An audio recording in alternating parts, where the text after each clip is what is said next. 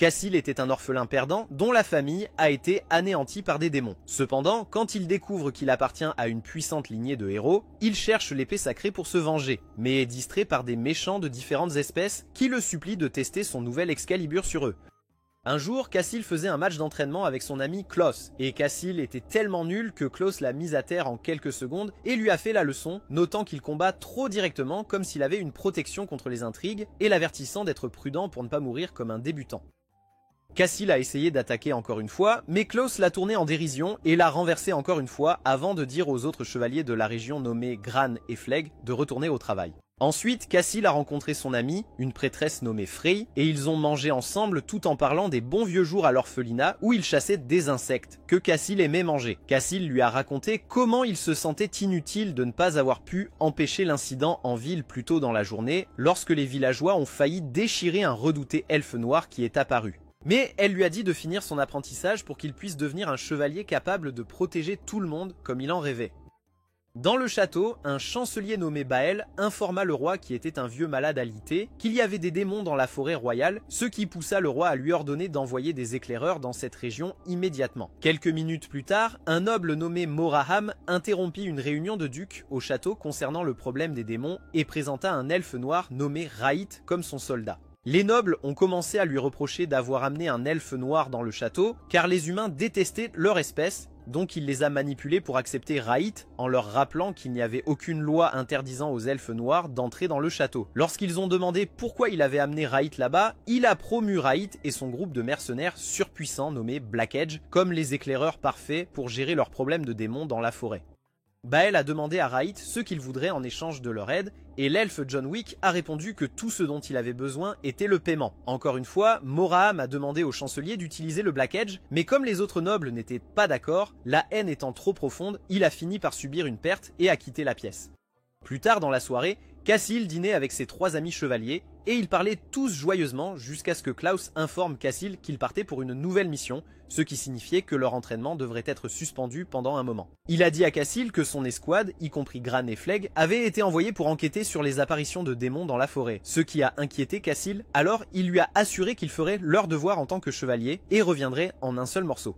Plus tard, les elfes de Black Edge tenaient une réunion dans un endroit secret de la ville, et l'un d'eux nommé Tam a demandé avec impatience quand ils allaient détruire tous les humains. Cela a excité les autres elfes jusqu'à ce qu'une elfe parmi eux nommée Repine leur dise de se taire. Raït a dit qu'ils n'avaient fait que le premier pas vers leur objectif, et ensemble, ils ont comploté pour un jour prendre le contrôle du royaume d'Orvelia en guise de vengeance pour toute l'oppression qu'ils avaient montrée aux elfes noirs au fil des ans. Le lendemain, lors de la mission, Klaus et son équipe ont été brutalement pris en embuscade par une bande de démons squelettes qui n'ont pas perdu de temps avant d'éliminer plusieurs d'entre eux, y compris Fleg. Klaus a dit à Gran de rendre compte de leur situation au château pendant qu'ils combattaient les monstres, et lorsque Cassil a entendu qu'un seul chevalier était revenu, il s'est précipité immédiatement à la porte où il a vu un grand blessé se faire porter jusqu'au château. Gran a parlé à Bael et aux autres ducs de la situation horrible dans laquelle se trouvait son escouade, et Moriham a saisi l'occasion de proposer à nouveau le Black Edge pour combattre à la place de leurs soldats inutiles. Pendant ce temps, Cassil a rejoint Frey et lui a dit qu'il devait aller dans la forêt pour sauver Klaus. Elle a essayé de le persuader de ne pas le faire, mais il a affirmé avec passion qu'il ne laisserait jamais mourir quelqu'un qu'il aimait, et elle a exigé de l'accompagner dans cette aventure car ses compétences de prêtresse lui seraient utiles au combat. Cassil et Frey patrouillaient la forêt et ont fini par arriver à un point où ils ont vu les corps ensanglantés des chevaliers de l'escouade de Klaus, et Cassil est devenu instantanément déprimé en voyant le corps de son cher ami Fleg parmi eux. Alors que Frey avançait pour dire une prière pour ses soldats tombés, Cassil commença à chercher Klaus, et il fut stupéfait lorsqu'il trouva le bouclier de Klaus par terre. Ils ont remarqué qu'il y avait une tête coupée sous le bouclier, et Cassil a soulevé le bouclier avec la peur dans les yeux, car il pensait que son mentor était parti comme un méchant de Demon Slayer. Cependant, ils ont été soulagés de découvrir que ce n'était pas Klaus, et Cassil s'est immédiatement précipité pour chercher Klaus, jusqu'à ce qu'une flèche vienne vers eux à grande vitesse. Cassil a réussi à écarter Frey à temps, et quand ils ont levé les yeux, ils ont vu un démon squelette en train de cultiver une aura juste au-dessus d'eux.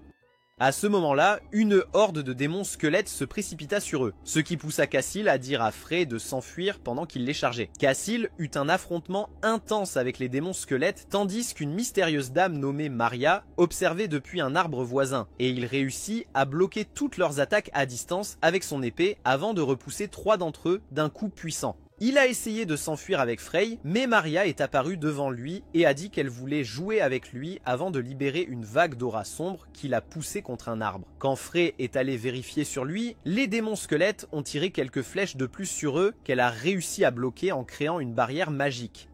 Lorsque les démons squelettes ont chargé vers elle, Raït les a tous éliminés d'un seul coup d'épée et 2 autres elfes de la lame noire sont arrivés sur les lieux. Les 2 elfes de Black Edge ont plié les démons squelettes en quelques secondes et Raït s'est engagé dans un tango en tête-à-tête contre Maria. Tous deux ont esquivé les puissantes attaques de l'autre et la mâchoire de Cassil est tombée au sol en voyant à quel point ils étaient puissants. Lorsqu'ils ont entendu d'autres elfes de Black Edge arriver sur les lieux, Maria a dit à Cassil qu'elle jouerait avec lui à nouveau la prochaine fois et a disparu dans une brume noire. Juste à ce moment-là, Tam et Repin sont arrivés sur les lieux et Cassil s'est présenté à eux avant de les remercier de lui avoir sauvé la vie. Raït a dit qu'ils ne l'avaient pas sauvé parce qu'ils étaient seulement des mercenaires engagés pour une mission visant à vaincre les démons dans la forêt. L'un d'eux a demandé ce que Kazel faisait là et Kazel a révélé qu'il était là pour vérifier si son ami était en sécurité, ce qui l'a fait rire parce qu'il était déjà acquis que, à ce moment-là, tous les chevaliers de la région étaient fichus. Cependant, Cassel a dit qu'il croyait qu'il y avait des survivants, et lorsqu'un démon squelette a essayé de les attaquer après être réapparu, l'elfe l'a immédiatement détruit. Après que les elfes de Black Edge soient au parti, Frey a soigné une blessure que Cassel avait sur la joue, et il a exprimé à quel point il se sentait inutile de ne rien pouvoir faire contre les démons, malgré ses rêves de devenir le prochain Kirito. À ce moment-là, 2 aventuriers sont passés, dont une petite fille excentrique habillée en cosplay de Temua Harry Potter, qui s'est présentée comme une sorcière nommée Cléo, et un gars nommé Roy qui s'est présenté comme son garde du corps. Lorsque Frey a demandé ce qu'il faisait là, Cléo a répondu qu'il les cherchait spécifiquement pour les emmener dans un endroit spécial. Cléo les a emmenés à une falaise où ils ont révélé que celui qui les avait fait venir était quelqu'un nommé Dominix, qui était le sorcier responsable de la Tour du Sage. Quand Cléo a demandé s'ils se connaissaient, Frey lui a raconté comment Dominix visitait leur orphelinat, et quand elle a demandé pourquoi il les cherchait, Roy a dit que Dominix les informerait quand il le rencontrerait. Cléo leur a dit qu'ils allaient tous à la Tour du Sage, ce qui a stupéfié Frey parce qu'elle savait que seuls les élus étaient autorisés à entrer dans la tour. Cependant, Cléo a révélé qu'elle était une élue et a activé un grand cercle magique qui les a transportés aux portes d'une ville magique. Alors qu'ils se dirigeaient vers la tour, Cléo leur a dit que la plupart des gens en ville étaient apprentis du grand sage et a également révélé que Dominix avait ralenti son vieillissement en utilisant son pouvoir magique. Lorsqu'ils sont arrivés à la tour, Dominix a échangé quelques politesses avec Cassel et Frey et Cléo les a stupéfiés en révélant qu'il était en fait le grand sage et pas juste un sorcier travaillant pour lui. Dominix a dit qu'il avait caché son identité parce qu'il ne voulait pas causer de problème et quand Cassel lui a demandé pourquoi il les avait amenés là, il a dit qu'il y avait quelqu'un qu'il voulait leur présenter. Il les a emmenés dans une pièce où ils ont vu Klaus se reposer sur un lit et Dominix les a informés qu'il s'accrochait à la vie malgré de graves blessures pendant la bataille, les faisant se sentir soulagés. Roy a dit qu'ils avaient reçu des nouvelles des activités démoniaques dans la forêt, mais même avec leur intervention, Klaus était le seul survivant. Quand Frey a demandé si Dominix savait qu'ils venaient, il a répondu oui et a révélé qu'il les observait depuis la tour.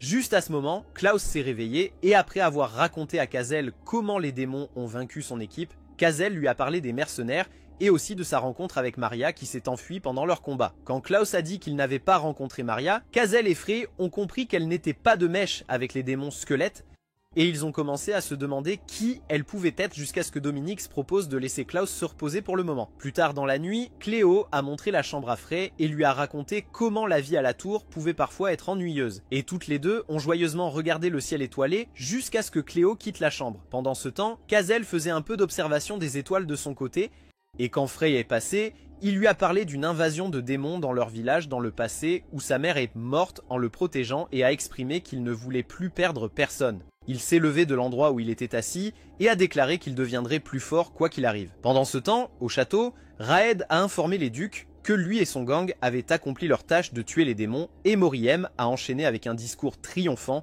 sur la nécessité de travailler davantage avec les elfes, tout comme le légendaire roi Kyle l'avait fait pour vaincre le seigneur des démons.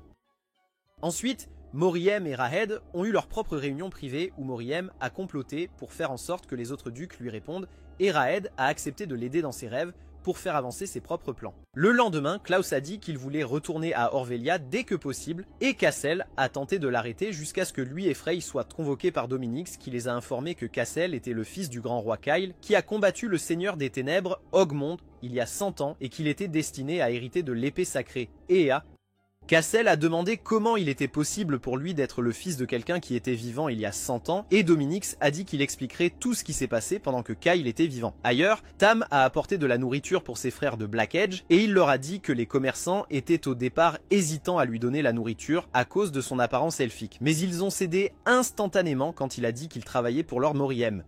Il a livré les pains à eux, et quand Rapine a essayé son pain, elle s'est d'abord illuminée à cause de sa délicieuse saveur, mais a ensuite décidé de jouer le rôle de tsundere en prétendant que les aliments d'Orvelia étaient salés.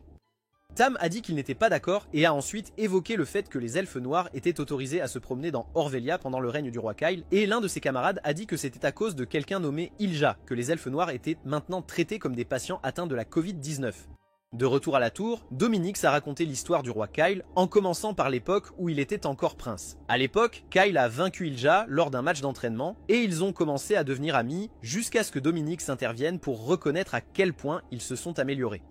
Pendant leur pause d'entraînement, ils ont tous grignoté des sandwichs et Ilja a commencé à réprimander Kyle pour s'être faufilé en ville malgré sa royauté. Kyle lui a dit qu'il voulait voir comment les citoyens vivaient de ses propres yeux parce qu'il ne pouvait pas les voir depuis le château.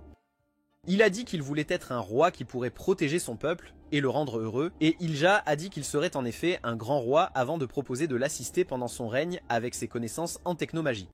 Un peu plus tard, Kyle a demandé à Dominix pourquoi les gens de la ville vivaient dans la pauvreté, malgré le fait que la nation soit en paix depuis plusieurs années, et Dominix a répondu que c'était parce que la guerre avec les nations voisines avait laissé de nombreuses familles sans membres en âge de travailler, ce qui a fini par causer leur pauvreté.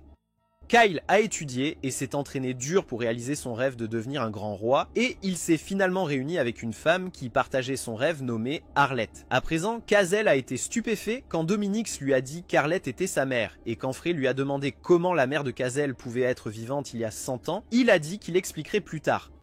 Dominique a continué son histoire en racontant comment Kyle et Arlette ont vécu heureux jusqu'à ce que les nobles découvrent leur relation et les forcent à se séparer. Il a expliqué que parce que Kyle était le successeur du roi, Arlette était un obstacle à leur plan pour un mariage politique. Et il a ajouté que ce n'était que le début des tragédies de Kyle, car il ne fallut pas longtemps avant que des démons apparaissent dans le pays.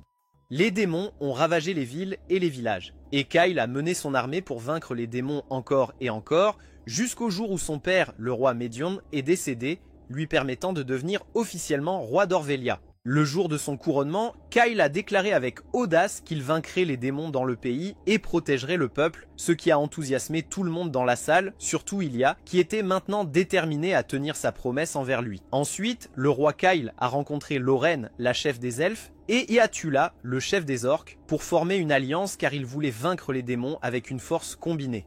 Tout le monde croyait au plan de Kyle, mais malheureusement, les démons avaient un avantage numérique massif et Kyle a été rapidement blessé au combat. Il a trouvé Arlette dans un abri et c'est là qu'elle l'a informé qu'elle portait son enfant qui n'était autre que Cassel. Kyle a décidé que son fils s'appellerait Cassel et a également déclaré qu'il voulait protéger le monde de son enfant qui arriverait bientôt.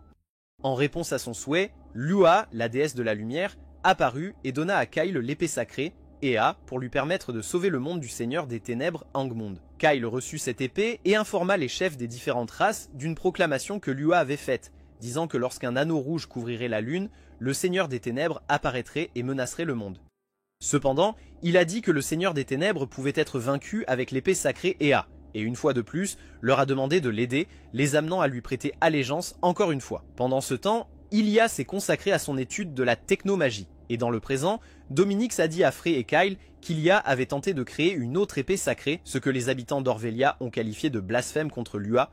Lorsque Frey a demandé pourquoi elle avait tenté de le créer, Dominix a dit qu'elle essayait d'aider Kyle comme elle l'avait promis. Le jour du jugement est arrivé, un sorcier au service de la République de Grey nommé Malduc a utilisé un sortilège interdit pour ouvrir une fissure dimensionnelle, ce qui a amené le seigneur des ténèbres Angmund dans le monde.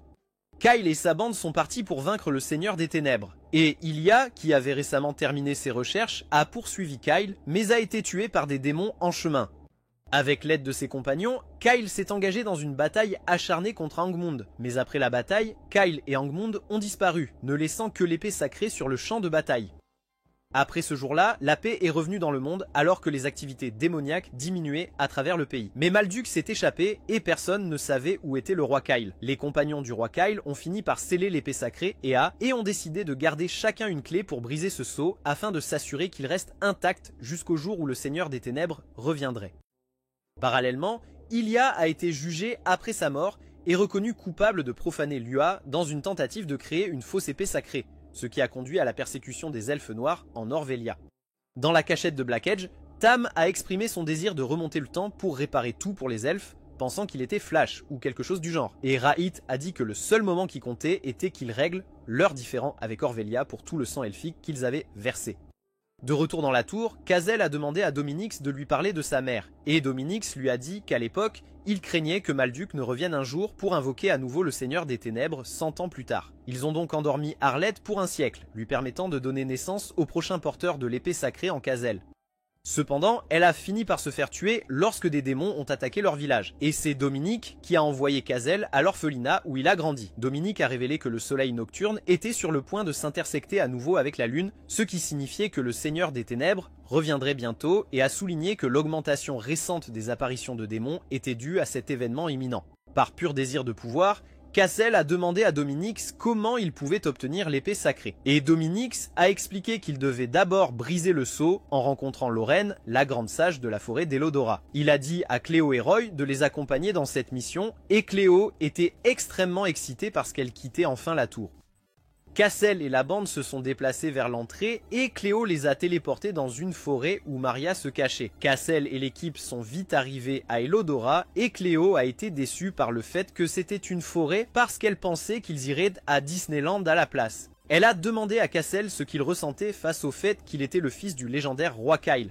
Et avant même qu'il puisse donner une réponse claire, elle a commencé à le taquiner en se basant sur le fait qu'il était un héros plus faible que Moomin Rider. Frey a dit qu'elle croyait qu'ils étaient guidés par la déesse de la lumière, Lua. Et juste à ce moment-là, Roy a réussi à sauver Cléo d'une flèche qui volait directement vers elle.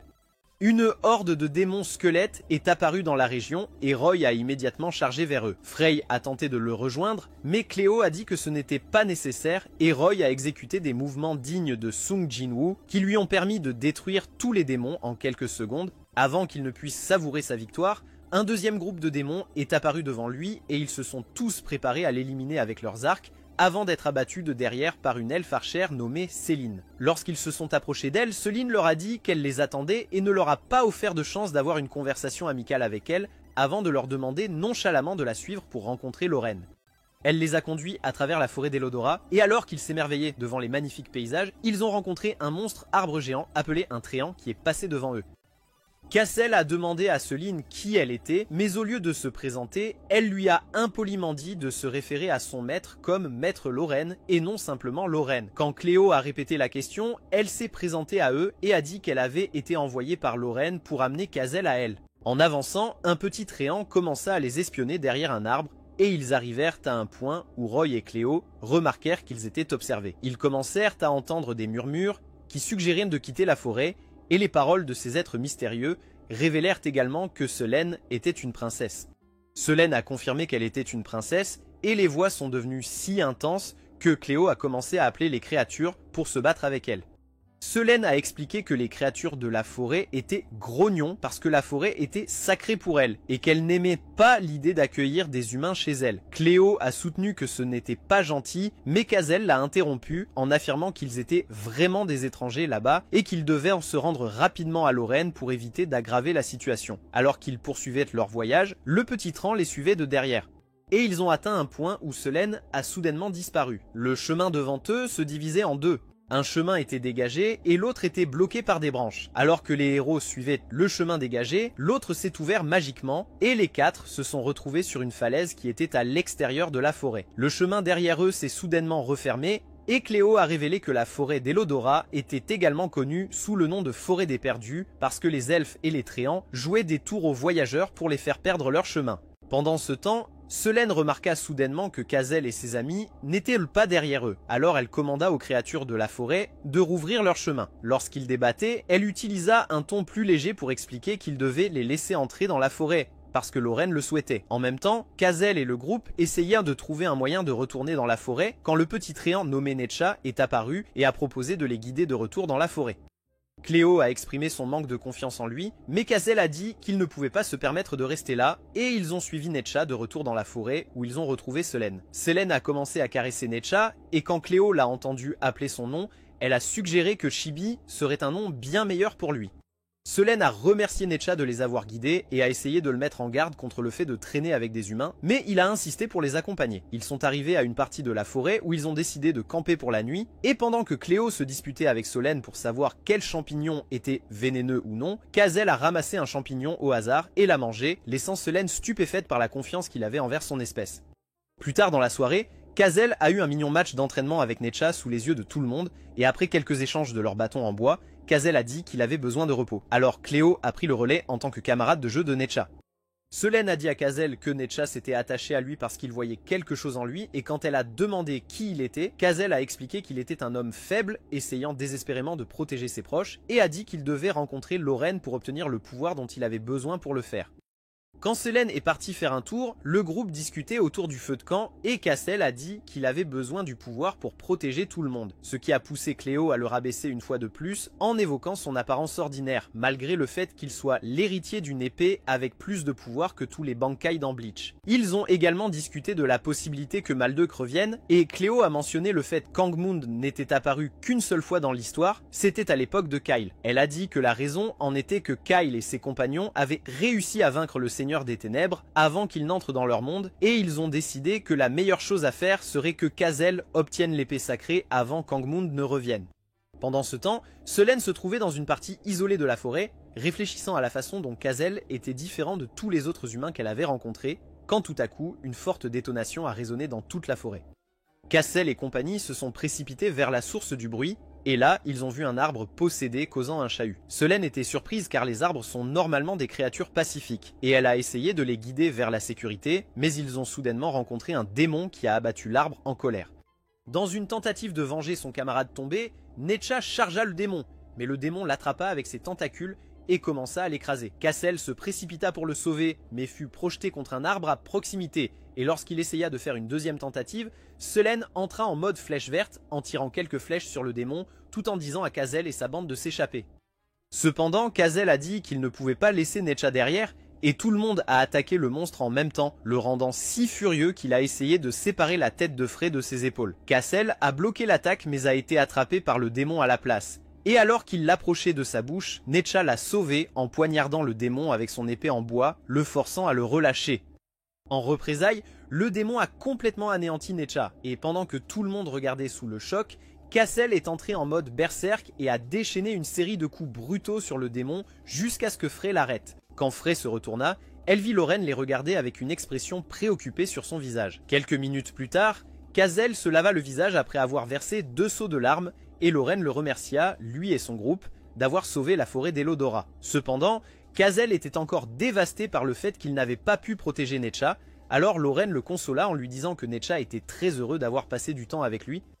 Elle a également félicité Selene pour avoir fait un excellent travail en les amenant là-bas et a demandé à Kazel quelle était la raison de sa venue. Kazel lui a dit qu'il était venu dans l'intention de lui demander de libérer l'épée Saint-Oya, et Selene a été surprise lorsqu'elle s'est rendue compte qu'il était le successeur de l'épée. Cependant, Lorraine a dit à Kazel qu'elle ne pouvait pas briser le sceau de l'épée à ce moment précis, et alors que Cléo s'emportait, elle a révélé que le pouvoir de l'épée sacrée commencerait à s'écouler en lui dès qu'elle défait le sceau. Elle a ensuite demandé s'il était digne de ce pouvoir, et il a répondu qu'il en avait besoin.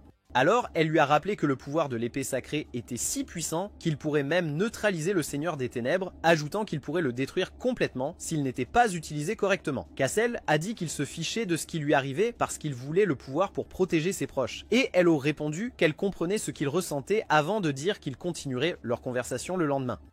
Peu de temps après, Selene les a amenés chez Lorraine et leur a dit de se reposer là, mais Frey l'a arrêtée avant qu'elle ne puisse partir et lui a dit qu'elle voulait enterrer Necha à son endroit préféré.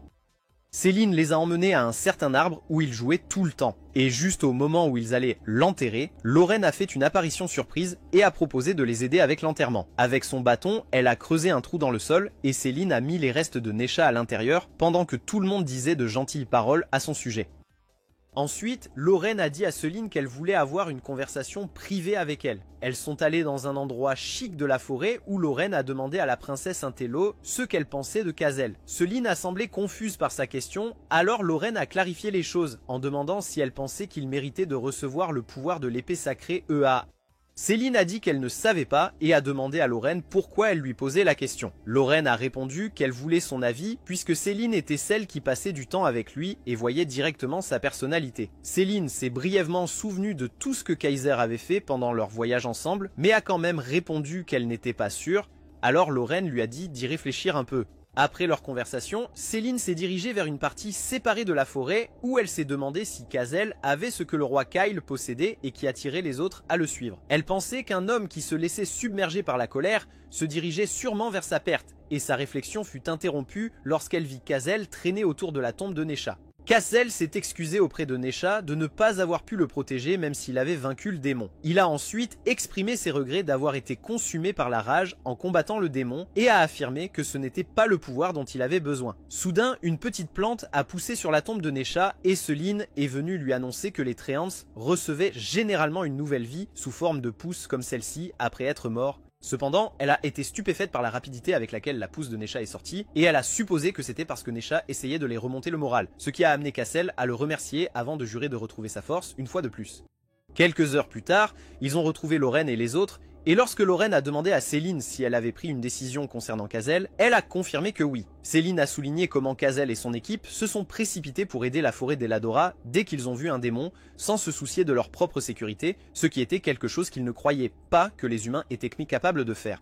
Lorraine a demandé pourquoi elle ne lui avait pas donné la réponse cette nuit-là, et Céline a dit que c'était parce qu'elle n'était pas sûre de Kazel, étant donné qu'il s'était déchaîné sur le démon. Elle craignait initialement que si un humain avec autant de rage obtenait ce pouvoir, il pourrait l'utiliser contre la forêt, mais Kazel s'est avéré différent parce qu'il a reconnu que le pouvoir qu'il a ressenti à ce moment-là n'était pas un vrai pouvoir. Elle a conclu son discours en disant qu'elle et Nesha estimaient que Kazel était digne de manier le pouvoir de l'épée sainte, et lorsqu'il l'a remerciée, elle a été submergée par son charme de garçon innocent, ce qui l'a fait rougir tandis qu'elle peinait à trouver une réponse.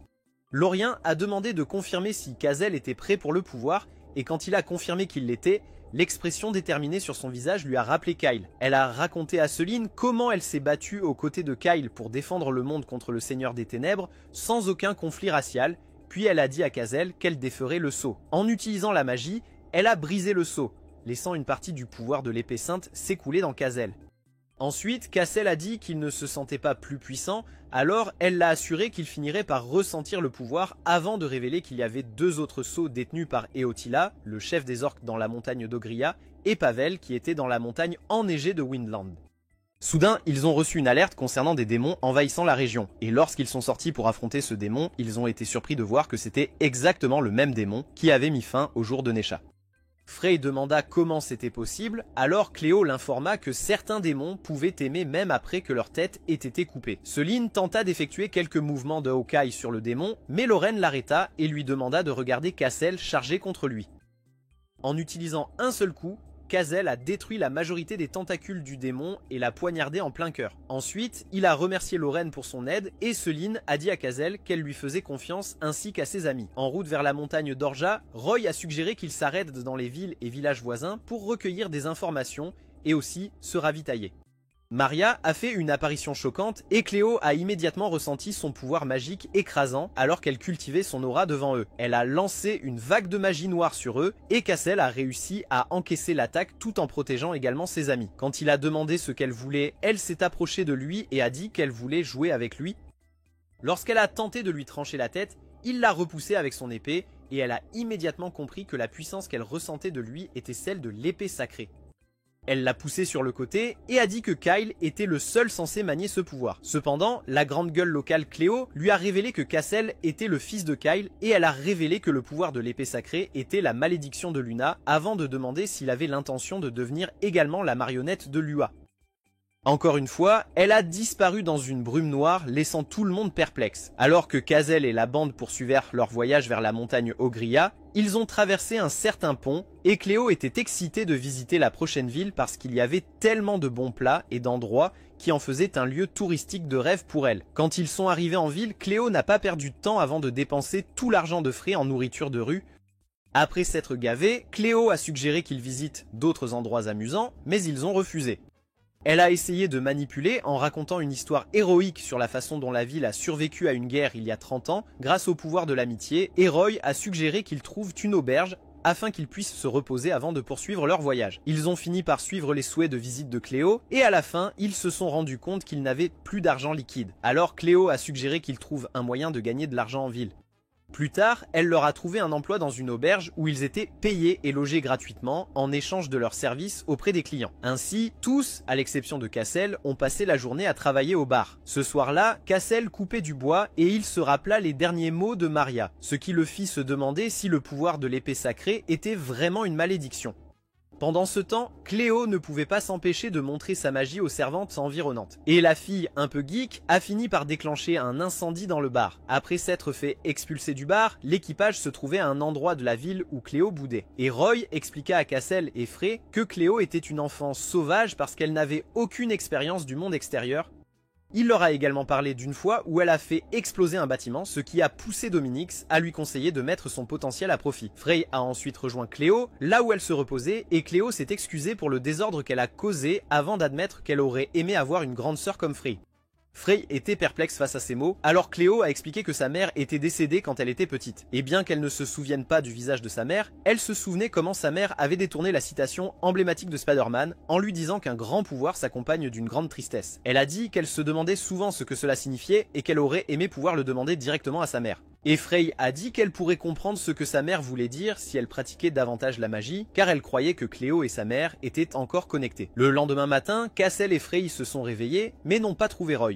Mais ils ont trouvé une note qu'il avait laissée disant qu'il était parti pour gagner de l'argent pour eux. Quand Frey a mentionné que Cléo manquait aussi, le démon aux cheveux roses dont il parlait est apparu et a dit qu'elle avait trouvé du travail pour eux dans un restaurant à la périphérie de la ville. Mais elle a finalement remarqué que Roy manquait.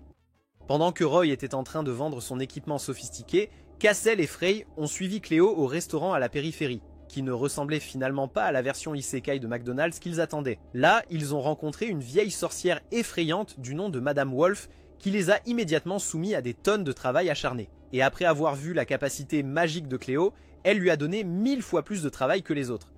Ensuite, Cléo a participé à une battle de rap avec la vieille mégère, et une fois qu'elles eurent fini, Madame Lou lui a fait faire encore plus de travail cauchemardesque tout en se moquant d'elle. Après une dure journée de travail, Madame Wolf leur a offert un repas qu'ils ont avoué être bien meilleur que toutes les bêtises de la route qu'ils avaient mangées. Elle leur a ensuite dit qu'elle n'avait pas cuisiné depuis longtemps parce que les gens venaient rarement à son restaurant. Et quand Cassel a suggéré qu'elle fasse un peu de publicité pour son restaurant, elle a dit que le faible nombre de clients ne la dérangeait pas car elle cuisinait lentement au feu de charbon de bois. Cléo allait suggérer d'utiliser sa magie de feu, mais elle se souvint de ce qui s'était passé dans le dernier restaurant où elle avait tenté cela, et cela la fit hésiter. Madame Wolf a dit qu'elle devrait absolument s'abstenir d'utiliser la magie de feu dans cette zone. Et quand ils ont demandé pourquoi, elle a expliqué que la zone, qui était autrefois une grande ville, avait été rasée par une guerre impliquant beaucoup de flammes et de démons qui avaient causé la mort de ses proches. Elle a également révélé que son restaurant était tout ce qui restait dans cette zone et leur a montré un tas de pierres tombales alignées à l'extérieur qui étaient les anciens villageois, tout en leur disant qu'elle ne voulait absolument pas que la magie de feu soit utilisée dans cette zone à nouveau. Cléo a soutenu que la magie est utilisée pour sauver des gens et non pour blesser les autres, mais Madame Wolf lui a parlé d'un mage qui a essayé de protéger son peuple pendant la guerre, mais cela a conduit à une grande tragédie. Et Cléo a été stupéfaite quand elle a vu la vieille femme verser une larme pendant son récit. Peu de temps après, Cléo a regardé les tombes et s'est souvenue des paroles de sa mère, ce qui lui a fait se demander si c'était la grande tristesse à laquelle elle faisait référence. À ce moment-là, une horde de démons est apparue et Cléo a remarqué que certains démons étaient déjà proches du restaurant. Cassel a dit à Frey de s'occuper de Madame Wolf et a assommé un chevalier démon avant de se précipiter pour affronter le reste des démons. Frey a dit à Madame Wolf de s'enfuir par la porte de derrière pendant qu'elle couvrait l'avant. Et comme Madame Wolf, va-t'en Kael a tranché un groupe de démons. Il a bientôt été rejoint par Cléo qui a abattu quelques démons avec son bâton. Finalement, le nombre a joué contre eux et Madame Wolf a dû sauver Cléo en lançant une pierre sur un démon, ce qui a involontairement révélé sa cachette et l'a mise en danger immédiat. Alors que le démon approchait Madame Lou, Cléo a essayé de la sauver, mais n'a pas pu utiliser sa magie après avoir été rappelée par les paroles tragiques de Lou. En voyant cela, Madame Wolf réalisa qu'elle avait fait une erreur et quand les démons ont maîtrisé Cléo, Madame Wolf a crié qu'elle devait utiliser sa magie, ajoutant que le présent compte plus que le passé. Les démons ont essayé de l'attaquer à nouveau, mais Frey l'a protégé avec un bouclier avant que Cléo utilise un sort de flamme majestueux qui a créé une pluie de boules de feu, transformant les démons en un délicieux rôti de porc. Ensuite, elle s'est excusée auprès de Madame, mais Madame Wolf a dit que ce n'était pas grave car elle mettait sa vie en jeu pour ses amis, et les deux têtes brûlées se sont embrassées. Roy est bientôt arrivé à leur emplacement, alors Cléo l'a réprimandé pour être en retard tout en lui racontant les démons qu'ils venaient de combattre. Il lui a montré la pile d'argent qu'il avait gagnée pendant qu'il s'amusait autour de Granny, et avant que Cléo puisse mettre la main dessus, Frey a pris leur argent tout en proposant d'être le nouveau trésorier du groupe. Le lendemain, l'équipe a quitté le restaurant de Madame Wolf, et en avançant, Cléo a réalisé qu'elle avait maintenant compris ce que cela signifiait être un vrai mage. Peu de temps après, les elfes de Black Edge montrèrent leur talent de combat sur de pauvres démons, et Ripin a mis fin à la bataille en déchirant le dernier groupe de démons de la région. Après la bataille, Raït a informé Moriem que la mission était un succès, et Moriem lui a dit que Bael veut le voir avant de révéler que le royaume prévoyait de lancer une opération officielle pour chasser les démons, ce qui donnerait à Raït l'occasion de montrer ses compétences impressionnantes une fois de plus. Plus tard dans la soirée, Raït a écouté discrètement une astrologue nommée Ophélia dire à Bael et à la princesse Scarlett que le jour de Lee, la déesse des ténèbres, approchait, ce qui impliquait que le soleil nocturne se croisait avec la lune pour apporter la terreur sur le monde.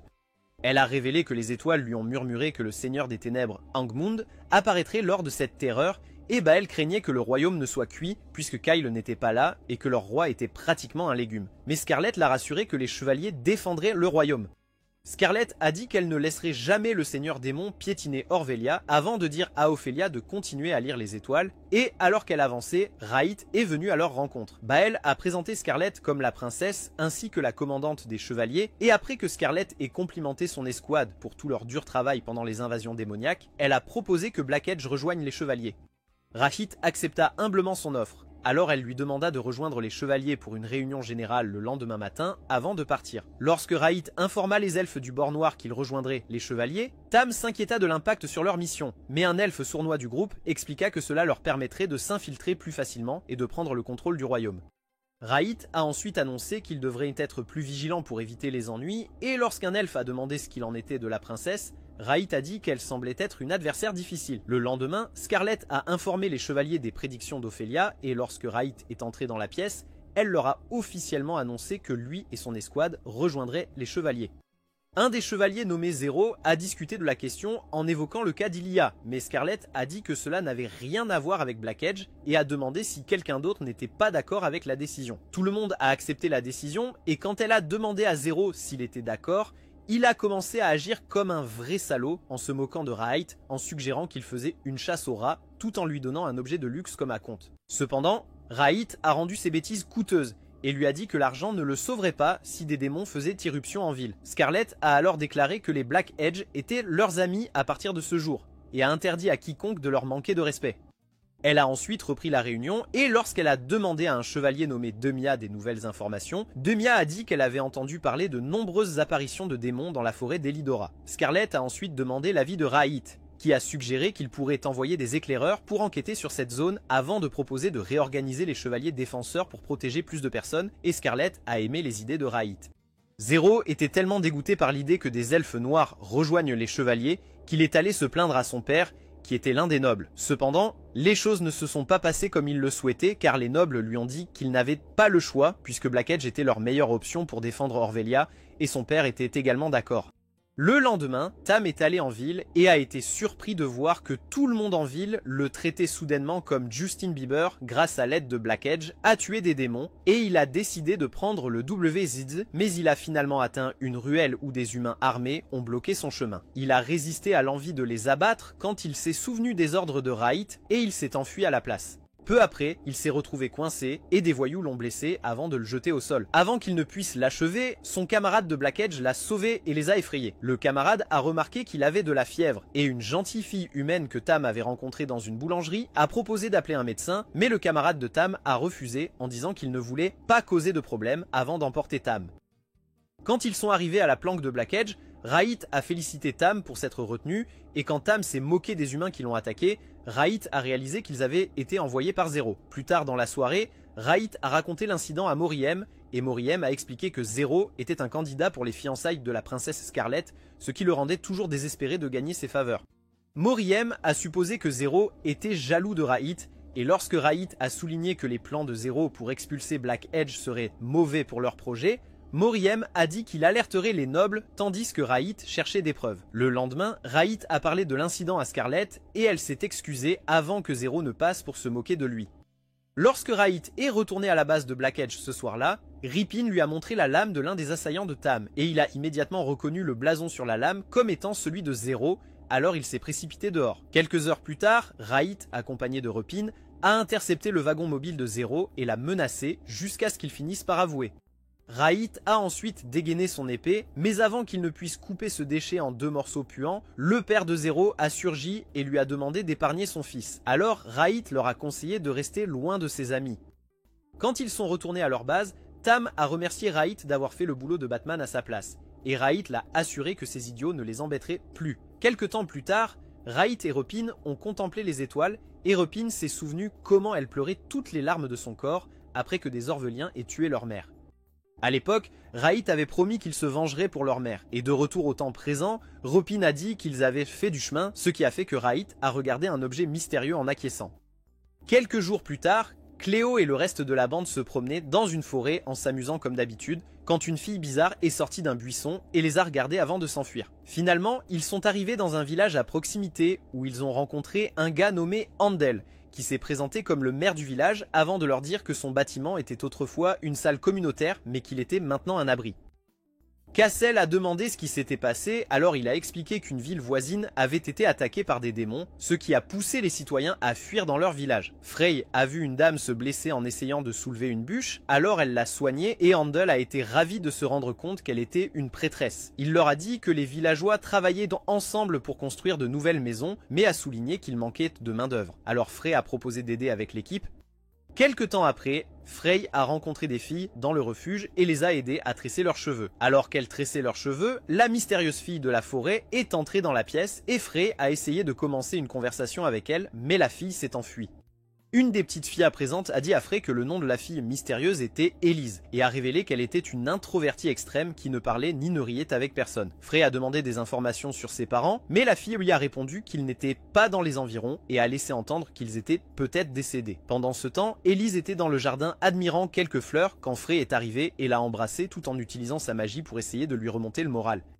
Cassel et le reste de la bande faisaient déjà des plans pour quitter la ville lorsque Frey est arrivé et leur a demandé de rester pour la nuit afin qu'elle puisse satisfaire ce qu'elle appelait un désir égoïste. Handel était content d'apprendre qu'il restait et lorsque Frey a proposé de jouer avec les petits, il a accepté et a dit que c'était génial puisque les parents autour ne pouvaient pas trouver de temps pour jouer avec eux. Frey a rencontré les petites dans une pièce et leur a proposé de faire quelque chose appelé couronne. Les filles ne savaient pas ce que c'était, alors elle les a emmenés dehors et a fait un tressage circulaire de fleurs qu'elle a dit qu'elles pouvaient porter ou accrocher au-dessus de leur porte. Elles lui ont demandé de leur apprendre à le faire, alors Frey les a envoyés chercher des fleurs. Frey est allé donner à Élise une leçon personnelle sur la fabrication de couronnes, mais elle s'est enfuie. Quelque temps plus tard, Frey a demandé aux filles de faire des dessins, et lorsqu'une fille a essayé d'emprunter un des crayons d'Élise, elle lui a tapé sur la main et s'est enfuie à nouveau lorsque Frey a essayé de lui parler raisonnablement. Cassel était dehors, se prouvant être la machine ultime de coupe de bois quand il a vu Élise regarder des fleurs jaunes. Frey est sorti et a demandé à Élise ce qui n'allait pas avant de remarquer qu'Élise dessinait les fleurs même qu'elle regardait. Lorsque Frey a demandé si elle aimait les fleurs, Élise a répondu que sa mère les aimait. Et quand Frey a demandé ce qui était arrivé à sa mère, Élise a dit que des démons l'avaient tuée avant de pleurer à haute voix, tandis que Frey la prenait dans ses bras. Quelques heures plus tard, Frey et Élise ont utilisé ces fleurs jaunes pour préparer des snacks qu'ils ont servi à tout le monde au refuge et ils ont tous tellement aimé cela qu'ils lui ont demandé d'en refaire pour eux plus tard. Ensuite, Frey a regardé avec fierté Elise jouer avec les autres filles au refuge pour la première fois. Ce soir-là, Andel a félicité Frey pour avoir aidé Elise à s'ouvrir. Puis, il lui a demandé de rester dans leur village. Il a dit qu'elle pourrait aider à réconforter de nombreuses personnes dans ce village si elle restait. Puis, il lui a demandé d'y réfléchir, pendant que Cléo, qui écoutait en cachette, perdait son sang-froid. Ce soir-là, Frey est allé voir les filles et Cléo a dit à Kazel et Roy que le maire avait essayé de recruter Frey et ils ont tous dit que Frey ne les abandonnerait pas car elle était une précieuse compagne pour eux.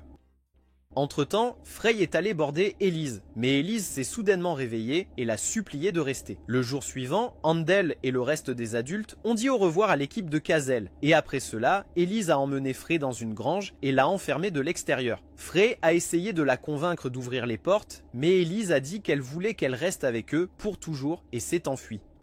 Ensuite, Kazel est allé chercher Frey et il a rencontré Elise en chemin. Lorsqu'il a demandé où était Frey, elle l'a emmené à la grange où elle était enfermée, mais à l'extérieur, ils ont été soudainement attaqués par un démon vert. Kazel a essayé désespérément de l'attaquer, mais le démon vert a esquivé toutes ses attaques en se cachant sous terre. Frey, qui regardait la bataille depuis la grange, a entendu un autre démon vert sous le sol et a essayé d'avertir Cassel, mais il ne pouvait pas l'entendre. Elle a ensuite défoncé la porte de la grange et est arrivée juste à temps pour sauver Elise de se faire avaler par un monstre vert avant que Cassel ne s'en charge. Le deuxième monstre vert s'est caché sous terre et Frey a vu qu'Elise se sentait mal, alors elle l'a réconfortée.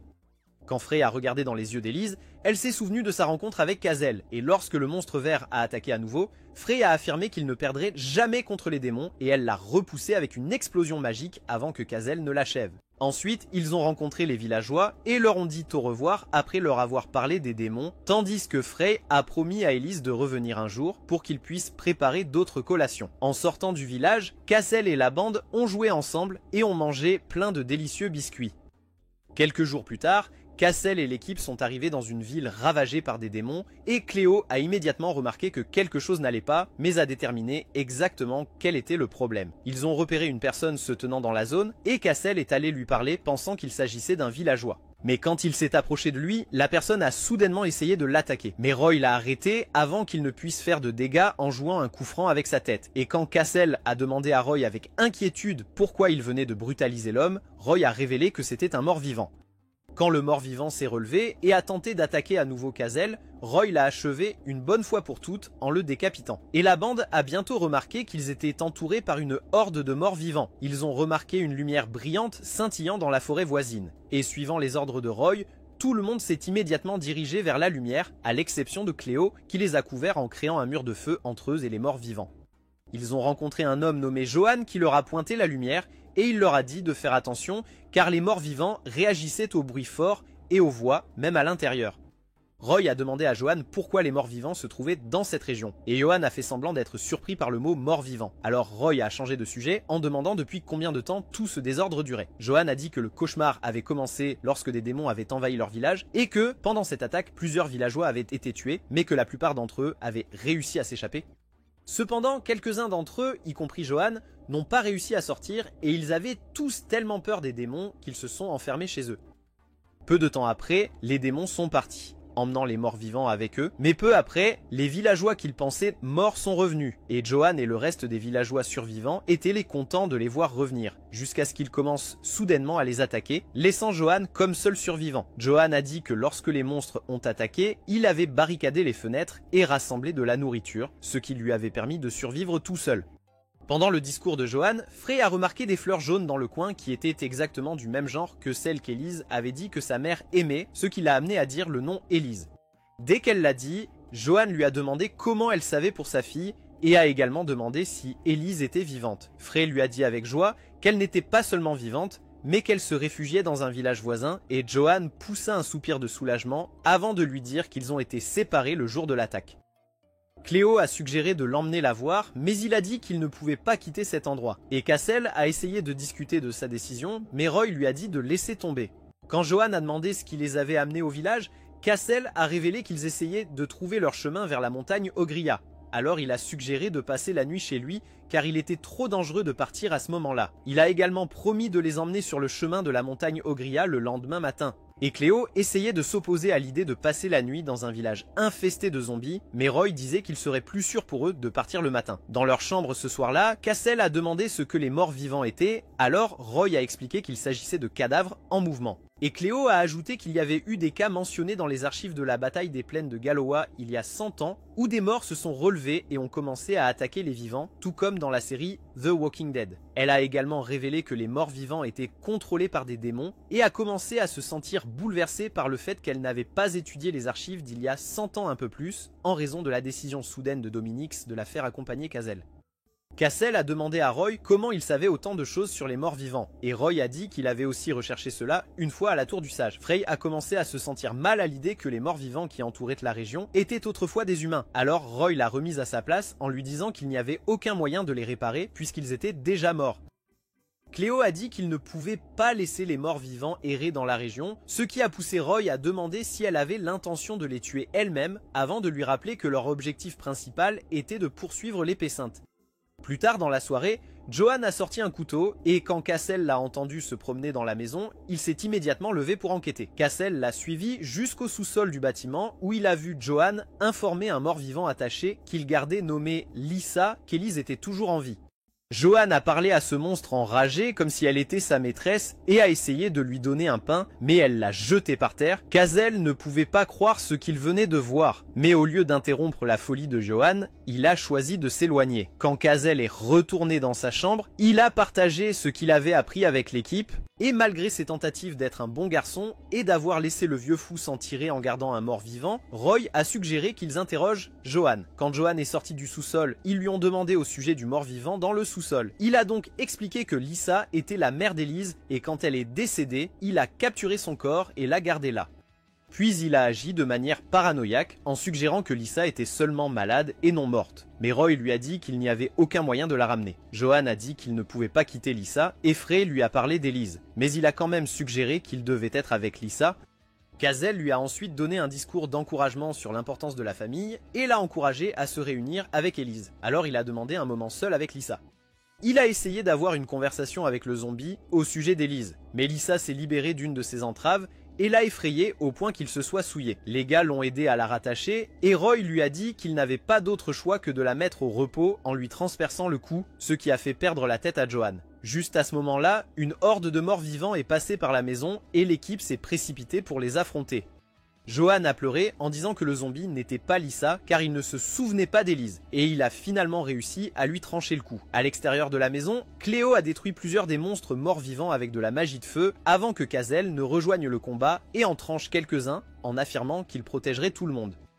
De retour à Orvelia, les elfes de Black Edge sont revenus en ville après un raid réussi contre les démons et Tam a exprimé combien il appréciait le traitement héroïque que les gens de la ville leur réservaient maintenant. L'un d'eux a dit qu'il ne pouvait pas leur faire confiance parce qu'ils avaient passé bien trop de temps à mépriser leur espèce. Et Tam a répondu qu'il se sentait reconnaissant parce que le traitement qu'il recevait actuellement était bien meilleur que d'être dénigré tout le temps. Cependant, Repin a eu un flashback du jour où sa mère a été brutalement tuée devant elle et Rahid, et cela l'a amené à dire que tous les habitants d'Orvelia devraient simplement mourir. Ils sont arrivés à la boulangerie où Tam avait précédemment rencontré la gentille fille qui l'avait aidé, et quand il l'a reconnue, il a dit à son équipe de continuer sans lui avant de rencontrer le boulanger en chef et de lui demander des nouvelles de la fille. Le boulanger lui a dit qu'elle travaillait dans une confiserie de l'autre côté de la rue, et quand il a demandé s'il voulait lui rendre visite, Tam a dit oui. Pendant ce temps, Rahit a rencontré Klaus qui lui a demandé comment était la forêt du roi. Et Rahit a dit que c'était rien d'extraordinaire avant de révéler qu'il avait déjà soumis un rapport. Klaus le remercia alors d'avoir sauvé Cassel et Frey des démons dans la forêt, et bien que Rahit se soit immédiatement souvenu de la bataille à laquelle il faisait référence, il décida d'être un roi nonchalant en prétendant qu'il ne se souvenait pas d'eux. En même temps, Scarlett était avec son père dans son lit de repos, et quand elle lui a demandé comment il allait, il a dit qu'il se sentait mieux maintenant qu'il l'avait vu. Cependant, Scarlett a dit qu'elle ne pouvait pas rester longtemps, et le roi a dit qu'il comprenait parce que Bale lui avait déjà parlé des chevaliers. Il a demandé à Scarlett si le groupe Black Edge était digne de confiance, et elle a répondu qu'il l'était parce qu'ils avaient été appelés par Lord Morhahm lui-même, et aussi parce que leurs résultats de chasse aux démons étaient jusqu'à présent exceptionnels. Cependant, le roi a remis en question la nature de la connexion de Morhahm avec les elfes, et a dit qu'il était inquiet pour Scarlett parce qu'elle était similaire à sa mère, dans le sens où elle ne savait pas comment douter des gens. Elle lui a dit de se rétablir vite pour qu'elle puisse montrer à tout le monde un roi majestueux et en bonne santé à nouveau, et après qu'elle ait quitté la chambre du roi, Demia a remarqué que Scarlett était pâle et lui a demandé de se reposer. Mais Scarlett a dit qu'elle ne pouvait pas parce que le jour de lit approchait. Demia a demandé si le seigneur des ténèbres, Angmund, allait vraiment se montrer et Scarlett a répondu qu'elle n'en était pas sûre pour l'instant, mais elle savait que le mieux était de se préparer au pire. Scarlett a ensuite mentionné comment Demia avait eu la chance de vivre une vie de fille riche au lieu de rejoindre le champ de bataille avec elle. Et Demia lui a rappelé un jour de leur passé quand elle a demandé à Scarlett pourquoi elle devait prendre l'épée. À cela, Scarlett a répondu qu'il était du devoir de la famille royale de protéger la nation et non de danser lors de fêtes de gens riches et stupides. Demia a dit que le regard déterminé dans les yeux de Scarlett à l'époque l'a décidé à devenir le bouclier de Scarlett à partir de ce moment et elle a promis de protéger Scarlett avant que Raït n'arrive sur les lieux. Demia l'a félicité pour le grand travail qu'il faisait. Et Scarlett a dit à Demia de continuer sans elle parce qu'elle voulait parler avec Raït. Pendant ce temps, le dragueur Tam rôdait autour de la boutique de la fille comme une abeille agitée jusqu'à ce qu'un groupe d'enfants passe et le force à entrer dans la boutique pour la rencontrer. De retour au château, Scarlett a dit à Raït que son père s'était sacrifié pour défendre le peuple contre toutes les menaces et qu'elle avait également l'intention de s'occuper des gens du royaume car les nobles ne se souciaient que d'eux-mêmes. Après un peu de rapprochement, elle a demandé pourquoi il combattait les démons pour eux, et il a répondu que détruire les démons était tout ce qu'il pouvait nous faire. Au même moment, Tam a rendu le mouchoir de la fille et a demandé son nom, alors elle s'est présentée comme Shiela. Il lui a dit qu'il s'était remis de ses blessures et s'est vanté de la façon dont il aurait fumé ses attaquants s'il avait été sérieux. Elle a proposé de lui offrir quelques collations maison et il a accepté avec grâce. Le lendemain, Scarlett a motivé les chevaliers à propos de la guerre à venir le jour de lit avant de demander quelques avis sur la façon d'arrêter le Seigneur des Ténèbres. Raït a suggéré qu'ils enquêtent sur les plaines de Galua où ils pensaient que le Seigneur des Ténèbres répondrait et Scarlett a dit qu'ils devraient y aller en grand groupe avant de décider que les Black Edge se joindraient à l'expédition. Un peu plus tard, Sheila a donné des gâteaux à Tam, et ils ont flirté un moment avant qu'il les mange et lui disent qu'ils étaient délicieux. Quand Tam est revenu au repère de Black Edge, il a été brutalement interrogé sur ses rencontres avec Sheila par l'un de ses camarades, mais quand Raït est revenu et a entendu ce qui s'était passé, il a dit qu'il faisait confiance à Tam et lui a conseillé de prendre la bonne décision. Ensuite, Tam a discuté dehors avec Repin et lui a dit qu'il appréciait d'être aimé par les gens ainsi que par Sheila. Quand il lui a demandé si elle désirait le bonheur au-delà de leur quête de vengeance, Repin a raconté comment son frère s'occupait d'elle depuis le jour où leur mère est morte, ce qui l'a amené à décider d'aider son frère quoi qu'il arrive. Elle a ensuite demandé s'il pouvait pardonner aux gens d'Orvelia à cause de son amour pour Sheila et a menacé de le détruire s'il se mettait en travers de la route de Raït.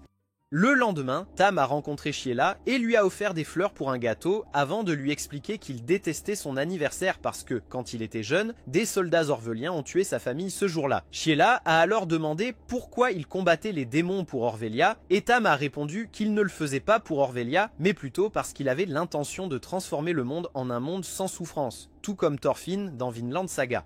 Sur une montagne quelque part, Maria a rencontré Malduc, qui lui a dit qu'il avait attendu 100 ans pour semer à nouveau le chaos dans le monde, ce qui lui a rappelé que le seigneur des ténèbres, Angmund, était celui en charge de détruire le monde et qu'il était juste un sorcier pour le ramener.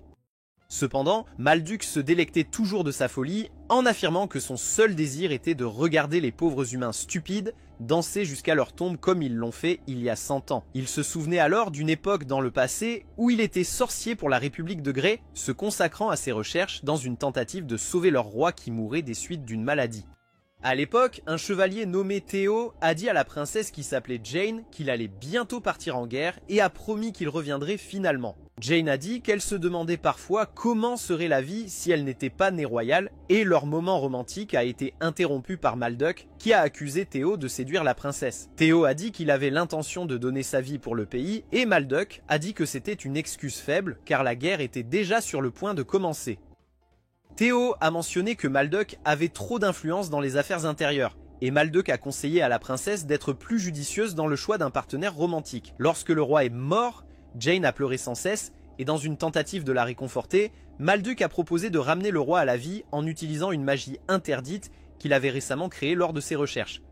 Après qu'elle ait accepté, il a réussi à utiliser ses pouvoirs de magie interdite pour ramener le roi, mais il est revenu en tant que mort-vivant et Théo a menacé de l'exiler pour avoir profané le roi. Cependant, Malduc s'est vanté de son exploit et s'est proclamé Dieu. Mais Théo ne voulait pas de ces absurdités de wannabe Voldemort, Alors il a expulsé Malduk du royaume avec force. Après son exil, Malduk se sentait amer et désirait apporter l'enfer sur Terre pour que les humains connaissent une vraie terreur. De retour au présent, Malduk a jappé pendant plusieurs minutes sur ses objectifs destructeurs et Maria a proposé de l'aider à ramener le Seigneur Sombre, ce qui l'a fait rire de manière maniaque pendant environ 1 heure.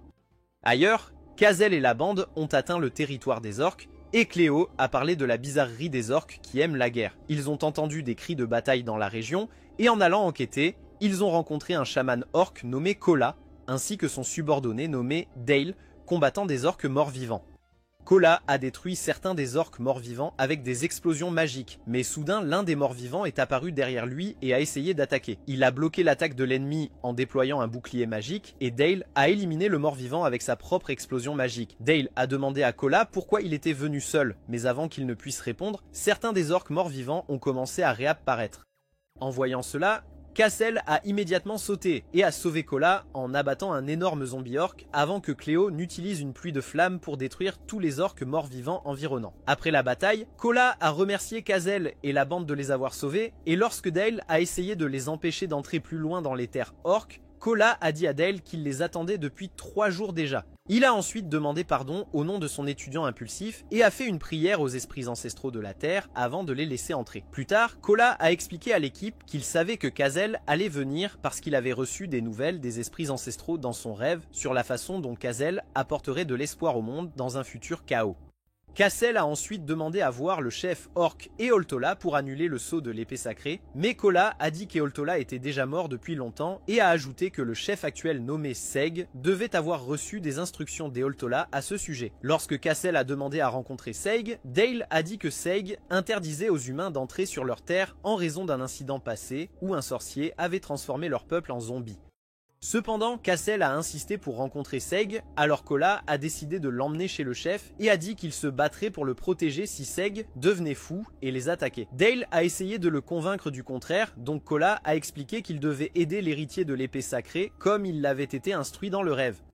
Kola a ensuite dit qu'il ne pouvait entrer dans leur pays qu'avec Kazel, car s'il entrait avec plusieurs humains, les orques pourraient perdre la tête, alors le groupe a accepté de rester dehors et d'attendre.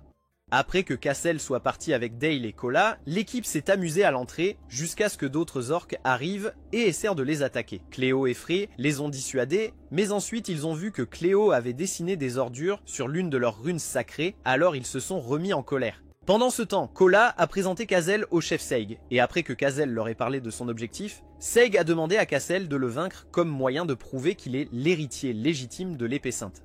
Cependant, Kola a suggéré que l'héritier doit vivre et a proposé de se battre à sa place. Avant que leur combat ne commence, Kazel a essayé d'utiliser un discours persuasif pour le convaincre du contraire, mais Seg a répondu en essayant de l'écraser avec son arme. Quand il a vu que Kazel n'a pas bronché, il a accepté d'aider Kazel car il avait confirmé sa nature héroïque.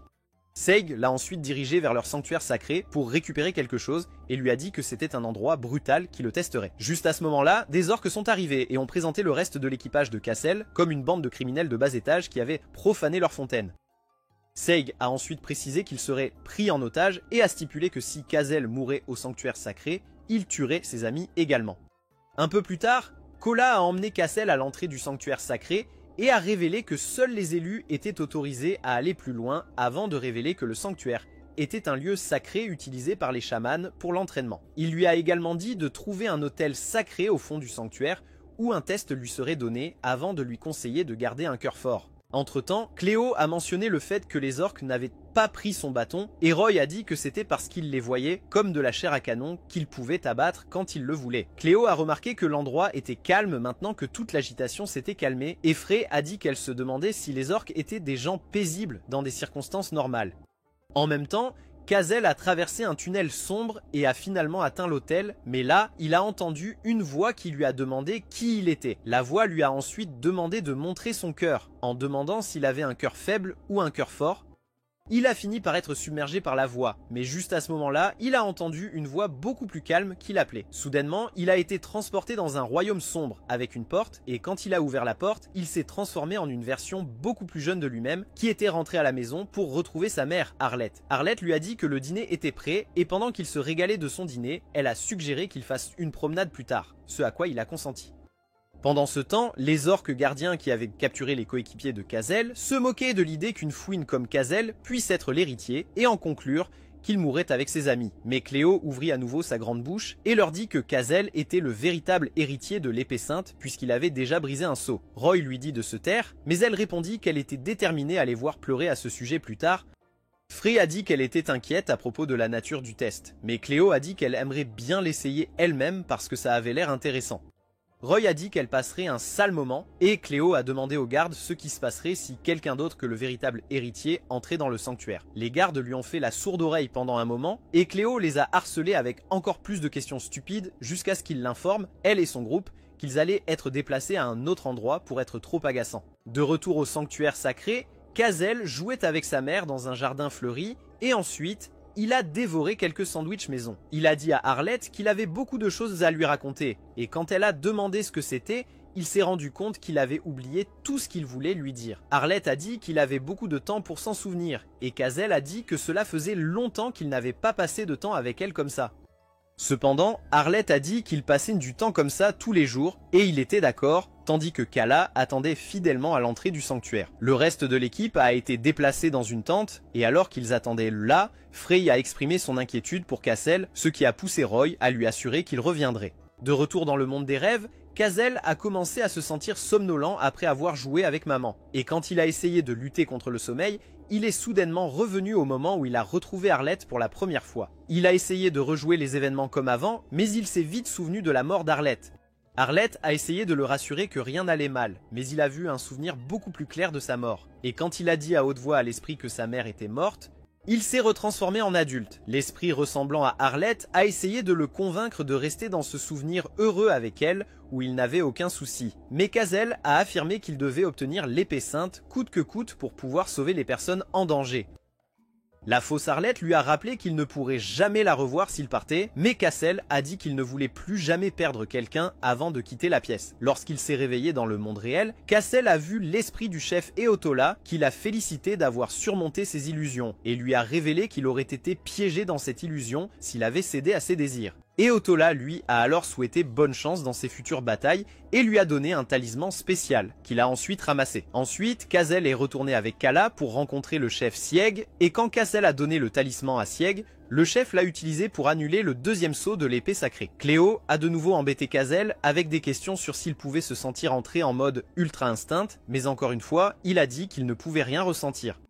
Cependant, Malduc, qui était à des kilomètres de là, pouvait sentir son aura, et le sorcier noir réalisa instantanément que c'était le pouvoir de l'épée sainte. Sieg conseilla à Kazel de se souvenir de son expérience au sanctuaire, et de devenir un guerrier étranger, avant de promettre de combattre à ses côtés quand le moment viendra, de la même manière qu'Eotola l'avait fait pour le roi qu'il est. Les derniers mots de Sieg furent interrompus lorsque Malduc apparut et demanda l'épée sacrée. Malduc se présenta ensuite comme celui qui avait créé les orques morts-vivants qui avaient attaqué leur terre, et lorsque Sieg tenta de l'attaquer, il arrêta le chef sur place avec une énorme explosion sombre. Lorsque Sieg se releva, Malduc l'acheva avec une autre explosion sombre, ce qui poussa Kazel et le groupe à se précipiter sur lui en même temps. Malduc esquiva facilement les attaques des autres, mais lorsqu'il croise le fer avec Kazel, il ressent la puissance de l'épée sacrée. Après quelques minutes de bagarre, Kazel a réussi à couper quelques mèches de cheveux de Malduc, ce qui a tellement énervé Malduc qu'il a lancé une énorme explosion sombre qui a éliminé Frey. Malduc a recommencé à se vanter comme un idiot maniaque et Kazel a commencé à l'attaquer furieusement, mais il a esquivé toutes les frappes de Kazel. Kazel a également esquivé ses explosions et ils l'ont rapidement acculé. Soudain, Kazel a commencé à briller et après avoir remarqué la montée de puissance provenant du corps du jeune héros, Malduc s'est échappé dans un portail sombre. L'attaque massive de Kazel a provoqué une explosion qui a détruit les terres environnantes et l'a emporté dans le processus. Laquelle des filles de la série aimeriez-vous attaquer avec votre épée sainte? Frey, Cléo ou peut-être Maria? Dites-le nous dans les commentaires. C'est tout pour la vidéo d'aujourd'hui. Si vous aimez les récapitulatifs d'animes comme celui-ci, regardez cette vidéo ici.